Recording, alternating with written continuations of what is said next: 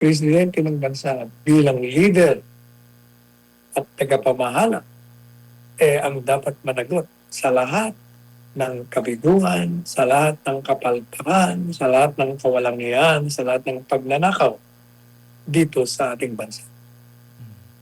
Nag-inspeksyon si Pangulong Ferdinand Marcos Jr. sa Mananga River sa Cebu at tiniyak ang tuloy-tuloy na pagpapalakas ng mga flood control projects sa lugar. Inihayag din niya na nakapila na sa 2027 budget yung pagtatayo ng 70-meter dam bilang pangmatagalang solusyon sa pagbaha. Yan at iba pa sa balitang hatid ni Creselyn Catarong. Tiniyak ni Pangulong Ferdinand Marcos Jr. ang pagpapatuloy ng rehabilitasyon at muling pagdidisenyo ng flood control system sa Mananga River. Layunin nitong maiwasan ang matinding pagbaha na naranasan ng mga komunidad sa Cebu sa mga nagdaang taon. Sa isinagawang inspeksyon sa Barangay San Isidro, Talisay City nitong Lunes, sinabi ng Pangulo na malaki na ang pinagbago ng lugar kumpara noong kasagsagan ng pagbaha, kung saan matagal humupa ang tubig at nagdulot ng malaking pinsala sa mga residente. Ayon kay Marcos, inayos at pinalitan na ang ilang flood control structures at nilagyan ng drainage system upang mas mabilis na makalabas ang naipong tubig. Kasabay nito, nagpapatuloy din ang relokasyon ng mga residenteng nakatira sa mga no-build zone sa tabi ng ilog upang mailayo sila sa panganib ng pagbaha. Sinabi ng Pangulo na bagamat malinis na ang bahaging kanilang ininspeksyon, hindi pa tapos ang proyekto at magpapatuloy pa ang rehabilitasyon sa iba pang bahagi ng Mananga River. Inihayag din niya na nakapaloob na sa National Expenditure Program o NEP para sa 2027 ang planong pagtatayo ng 70-meter dam sa itaas na bahagi ng Mananga River. Meron na tayong plano para maglagay ng dam sa taas. Dito sa Mananga River is a 70-meter dam. At ito ay ilalagay na namin, nasa NEP na para sa budget for next year, for 2027. Naka-budget na, titiyakin natin na hindi magagalaw yung budget na yung pagdaan sa budget process. Ayon sa Pangulo, mahalagang maisakatuparan ang proyekto dahil isa ang Mananga River sa 3 malalaking ilog sa Cebu na pinagmumula ng rumaragas ang tubig tuwing may malalakas na pag-ulan at bagyo. And we will continue to come, we will continue to build, we will continue to repair, and may plano tayo para sa next year para doon na natin haharangin sa taas yung tubig para hindi na natin masyadong problemahin dito sa baba.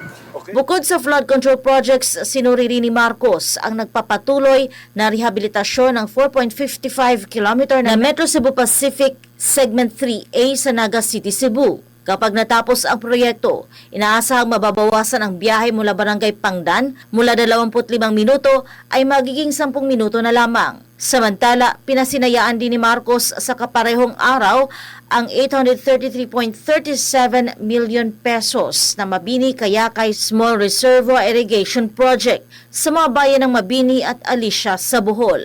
Inaasahang magbibigay ang proyekto ng supply ng tubig sa mahigit 500 ektaryang sakahan at makikinabang dito ang mahigit 700 magsasaka. Para sa Diyos at sa Pilipinas kong mahal, ito si Creselyn Catarong, SMNI News. Ayan, Attorney Sal, tiniyak ng administrasyon ni Pangulong Marcos Jr. na sapat yung maging budget para sa flood control sa susunod na taon, Attorney Sal. Ano pong masasabi ninyo dito? Nako, unang-una, matatanda mo sa kanyang solo nun, pinagmamalaki niya yung flood control projects. Yung pala, puro mga ghost projects, puro pala pagnanakaw ang ginawa ng kanilang mga kalyado. At kung maniniwala ka sa tinutukoy ng mga resource persons, lalo na yan si Saldico, lumalabas siya ang nasa likod ng lahat ng mga anomalya. Kasama na ang kanyang mga matitinding may higpit na kalyado dyan sa Kongreso. Kaya yung lahat ng mga pinagsasabi niya ngayon, puro empty talks. Too late to hero ka. Noon pa dapat yung ginawa yan. At dahil hindi niya ginawa, nagkaroon ng maraming trahedya sa ating bansa na nagbigay ng malaking suliranin, ang malaking dagok sa buhay ng mga Pilipino. Maraming nasalanta, maraming buhay ang nawala. Kaya ang presidente ng bansa bilang leader at tagapamahala ang dapat managot sa lahat ng kabiduhan, sa lahat ng kapalpakan, sa lahat ng kawalangian, sa lahat ng pagnanakaw dito sa ating bansa. Ayan. Ayan, maraming salamat po, Attorney Sal. Sa iba pang issue, mas mataas na kita at mas magandang oportunidad sa trabaho ang nananatiling pangunahing dahilan kung bakit maraming Pilipino ang naghahanap ng trabaho sa ibang bansa ayon sa magkahiwalay na pag-aaral ng Boston Consulting Group at Okta Research. Sa survey ng BCG sa mga OFW, 69% Attorney Sal yung nagsasabi na mas mataas na sahod yung pangunahing dahilan nila ng pag-abroad, habang 57% naman ang naghahanap ng mas magandang kalidad ng buhay. Lumalabas din na halos kalahati sa mga OFW ang pangunahing bumubuhay sa kanilang pamilya.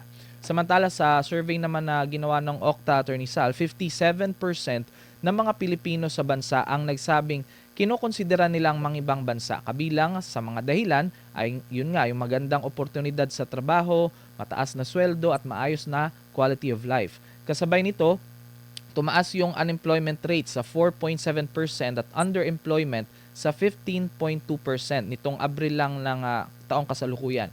Ayon naman sa isang foundation, sa Ibon Foundation, hindi sapat yung mga kasalukuyang trabaho at sahod upang matugunan nga yung pangangailangan ng maraming pamilya. Tinatayang kailangan ng isang pamilyang may 5 miyembro ng 1,312 pesos kada araw para mamuhay ng desente. Mas mataas kaysa sa karaniwang minimum wage na nasa 510 pesos ngayon, Attorney Sal, bawat araw. Dahil dito, patuloy ang panawagan ng mga labor group para sa dagdag sahod upang makatulong sa pagharap sa tumataas na gastos ng pamumuhay. Ano po ang inyong komento dito, Attorney Sal? Talagang ang mga kababayan natin, karamihan, nasa lahat sa yaman, sa lahat ng bagay, talagang maghahanap yan ng ikabubuti ng kanilang kalagayan. Kaya marami nagpupunta sa abroad. Pero ang hindi ko maintindihan, bakit hindi makita ng mga may hawak na kapangyarihan ang matagal nang suliranin ng bansa na hindi natutugunan kahit sino ang namamahala. Sapagkat sa aking pananaw, ang dahilan ng lahat ng ito ay ang kawalan ng edukasyon ng lahat ng mga Pilipino. Yun ang dapat, yun ang pinakaugat ng paghihirap ng ating bansa. Edukasyon. At pag mayroon ka ng edukasyon, natural, kailangan mayroon kang malusog na ekonomiya. Hindi lulusog ang ekonomiya mo kung walang mga kapitalistang papasok na mag-i-invest sa ating bansa.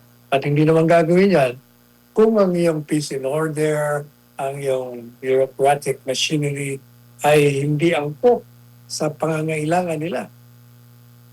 At pangatlo, ang mga may hawak na kapangyarihan ay walang tigil ng pagnanakaw sa pera ng bayan. Yan po ang mga kadahilanan kung bakit tayo nasa ganitong kalagayan. Ngayon, kaya kailangan mabigyan na natin ng solusyon yan. Hopefully, na pag si Inday Sara maging presidente ng bansa, ay matutugunan yung mga sinabi kong mga pangunahing ugat ng suliranin ng bansang ito.